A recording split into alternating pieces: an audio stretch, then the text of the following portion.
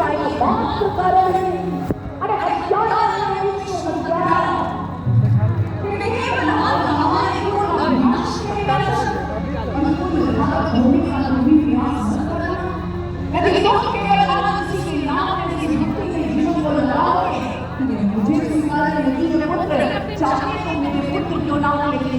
समाधान नहीं है।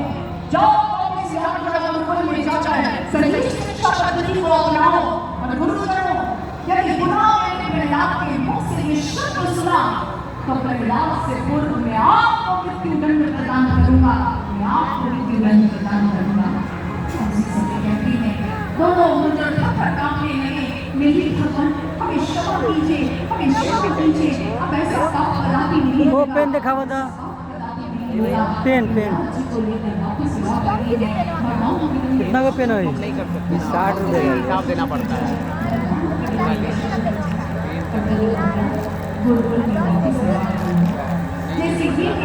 बहुत मोटा लिखा है। और है ना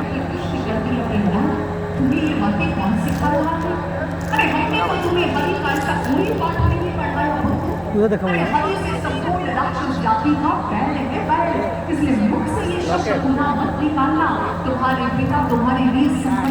क्या रुपया का लोग आप ऐसे जुड़े हुए हैं भैया? ज्ञान दीक्षा लिए हो गया ना? ज्ञान दीक्षा लीजिएगा तभी लॉकेट मिल पाता लीजिए, भगवान को देखिए और फिर तो आप अपने आप ले कि आप भी स्वीकार कर लीजिए और मेरे संग कहिए जय श्री हरि, जय श्री हरि, जय जय श्री हरि। गुरुजनों ने देखा प्रहलाद तो समझने को तैयार नहीं है। उसी समय विचार किया कि कुछ समय इसे शिक्षा दीक्षा देते हैं तो उपरांत विचार करेंगे आगे क्या करना है। और प्रहलाद जी की नियमानुसार पुनः आज वो शिक्षा आरंभ हो जाती है जो उन्हें राक्षसी अवगुणों से भरना चाहती है। लेकिन प्रहलाद के मन मंदिर में हरि विराजे हैं, इसलिए वह तो केवल मात्र प्रेम भक्ति सौहार्द भाईचारा और केवल मात्र इन्हीं गुणों को अपने जीवन में धारण कर रही है और भक्ति पूर्ण जीवन व्यतीत कर रही है। काल चक्र कुछ आगे बढ़ा और जिस समय प्रहलाद जी से आज पुनः भेंट करने की इच्छा आज हिरण्यकशिपु के मन में उठी, हिरण्यकशिपु ने पुनः पुत्र को बुला भेजा है। पुत्र को बड़े प्रेम से लाया जाता है और जिस समय पुत्र आज पुनः पिता के समीप पहुंचा, हिरण्यकशिपु महाराज ने पुनः उस पर अपना स्नेह प्रेम लुटाया और पुनः प्रश्न कर दिया, और बताओ प्रहलाद कोई और एक अच्छी बात जो तुमने इस गुरुकुल में सीखी हो, जो तुम्हारे गुरुजनों ने तुम्हें पढ़ाई हो। जैसे ही सुना प्रहलाद जी पुनः कहने लगे, पिताश्री मेरे गुरुजन मुझे कुछ भी अच्छी बात नहीं सिखाते हैं। वो द्वेष वैमनस्य राक्षसी वृत्तियां केवल मात्र मेरे भीतर यही भरने का प्रयास करते हैं। लेकिन यदि जगत में इन अवगुणों को ही स्थान दिया जाएगा तो संसार में फिर कोई भी गुणवान ना रहेगा, और यदि गुणवान बनना है तो मेरे प्रभु का संग करना होगा, श्री हरि का संग करना होगा, क्योंकि जहाँ मेरे नारायण बसते हैं वहाँ इन विकारों का कोई कार्य नहीं होता। एक व्यक्ति शुद्ध जीवात्मा बनता है, वो सच्चिदानंद स्वरूप हो जाता है, वो सच्चिदानंद स्वरूप हो जाता है। इसलिए पिताश्री मुझ में आप में हम सब में वो नारायण बसते हैं, इसलिए आप अभी नारायण की भक्ति में जीवन लगाइए। उनसे वैमनस्य उनसे द्वेष करने में जीवन का लाभ नहीं, बल्कि उनकी भक्ति करने से जीवन का लाभ मिलता है। इसलिए आप भी अपने जीवन में उन हरि की भक्ति कीजिए और मेरे संग आप भी हरि का गुणगान कीजिए। मेरे संग कहिए पिताश्री जय श्री हरि, जय श्री हरि, जय जय श्री हरि। जैसे ही हिरण्यकशिपु ने ये सुना, पुनः कहते हैं क्रोध में भरने लगा। आज मानो संपूर्ण तन ही आज अंगार बन चुका है।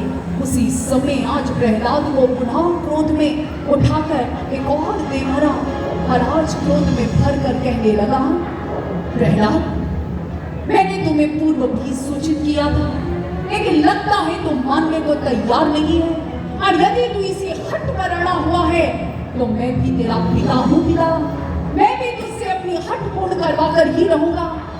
अरे संपूर्ण संसार मुझे भगवान स्वीकार कर चुकी है, संपूर्ण प्रजाजन मुझे ईश्वर तुल्य स्वीकार करते हैं। अरे राजमहल एवं संग ही संग संपूर्ण राज्य प्रदेश में अब कहीं पर भी नारायण की प्रतिमा देखने को नहीं मिलती। हर और मेरे ही स्वरूप प्रतिष्ठित कर दिए गए हैं, मेरी ही सुंदर प्रतिमाओं को प्रतिस्थापित कर दिया गया है। उसी का पूजन, उसी का अर्चन, उसी की आरती वंदना, यही सबके जीवन का उद्देश्य लक्ष्य बन चुका है। परंतु तू जो मेरा ही अंश है, मेरे ही विरुद्ध बात करता है। अरे कितनी बार समझाया उस हरि का संग छोड़ दे, कितनी बार समझाया वो हरि हमारे कुल के संहारक है, संहारक। और ऐसे कुल घातक को मैं स्वीकार नहीं करता। मैं उसे अवश्य मृत्यु प्रदान करूंगा, उसे अवश्य मृत्यु प्रदान करूंगा। जैसे ही सुना, प्रहलाद जी कहने लगे, पिता महाराज, और नारायण को मृत्यु कौन दे सकता है? हम सबका जन्म और मृत्यु तो उनके हाथों में है, हमारे जीवन की डोर उनके हाथों में है। प्रत्येक प्राणी मात्र की जीवन डोर, श्वासों की डोर तो मेरे नारायण के हाथ में है। उसे भला उनकी इच्छा के विरुद्ध कौन तोड़ सकता है? भगवान ही जिलाते हैं और भगवान ही जलाते हैं। इसलिए जो मेरे नारायण चाहते हैं वही होता है।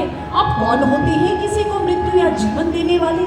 जैसे ही सुना, हिरण्यकशिपु पुनः वश में आ जाता है और कहने लगा, अच्छा, और नारायण ही सबको मृत्यु और जीवन देता है, तो आज प्रहलाद इसका भी फैसला हो जाएगा, इसका भी निर्णय हो जाएगा। बहुत विश्वास है ना तुझे उस नारायण पर? तो आज तेरी मृत्यु का साज स्वयं तेरा पिता सजाता है। सैनिकों, शीघ्र आओ और आकर इस प्रहलाद को आज अनेक यातनाएं देने के लिए सज्ज करो। देखता हूँ इसका विष्णु इसकी कैसे रक्षा करता है, देखता हूँ इसका नारायण इसकी कैसे रक्षा करता है। और उसी समय सैनिक आज अपने महाराज की आज्ञा पूर्ति हेतु उपस्थित होते हैं और उसी समय प्रहलाद जी को अपने संग लेकर एक निर्जन प्रदेश की ओर बढ़ते हैं। और इसी के संग कहते हैं आज प्रहलाद जी पर संकटों के बादल टूट पड़ते हैं। आज प्रहलाद पर बाधाओं का सिलसिला प्रारंभ हो जाता है और कैसी कैसी बाधाओं का आज प्रहलाद जी सामना करते हैं और हर बार कैसे नारायण उनके ऊपर कृपा छत्र बरसाते हैं। आज इन समस्त बातों का निर्णय ये संसार देखने जा रहा था, ये संसार साक्षी बनने जा रहा था। आइए हम भी इस बात के साक्षी बनते हैं, इन तथ्यों के साक्षी बनते हैं। प्रहलाद जी पर आज संकट जब आए, तो जब अपने भक्त पर संकट देखते हैं प्रभु, तो नारायण कैसे रक्षा करने आते हैं, आइए हम भी जानने का प्रयास करते हैं।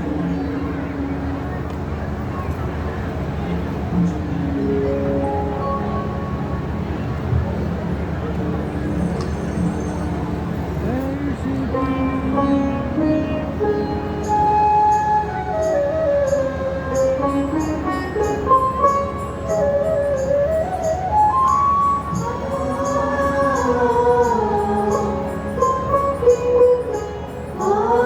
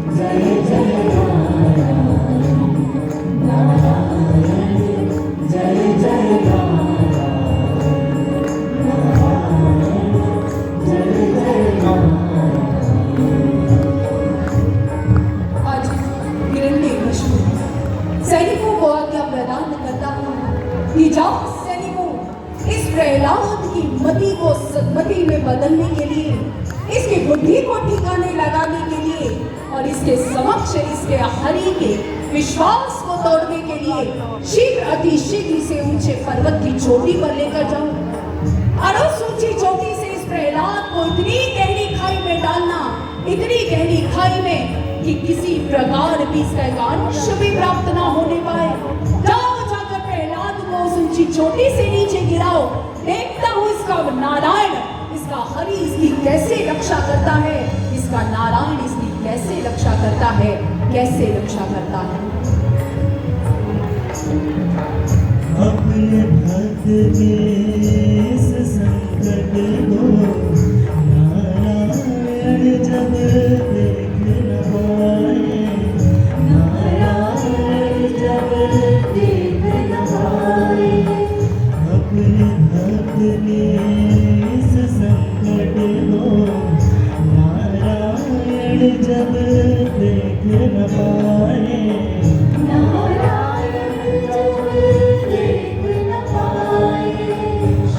सागर को छोड़ स्वयं प्रभु, शिव सागर को छोड़ स्वयं प्रभु, अपने भक्त का मान बढ़ाए। नारायण जय जय नारायण, नारायण जय जय नारायण, नारायण जय जय नारायण, नारायण जय जय नारायण। जिस समय प्रहलाद जी को ऊंची चोटी से नीचे गिराया गया, कहते हैं प्रहलाद जी उसी समय आज भगवान के ध्यान में संलग्न हुए और श्री नारायण को अपने भक्त की चिंता सताने लगी। उसी समय कहते हैं प्रभु क्षीर सागर का त्याग कर दौड़े चले आए और ऊपर से गिरते प्रहलाद जी जो गहरी खाई में जाने वाले थे, आज नारायण ने स्वयं भुजाएं फैला दी और नारायण ने आज प्रहलाद को अपनी गोद में स्वीकार कर लिया। भक्त का रक्षण हो गया, नारायण ने अपने भक्त का रक्षण कर लिया, भक्त का रक्षण कर लिया। जैसे ही यह दृश्य घटित होते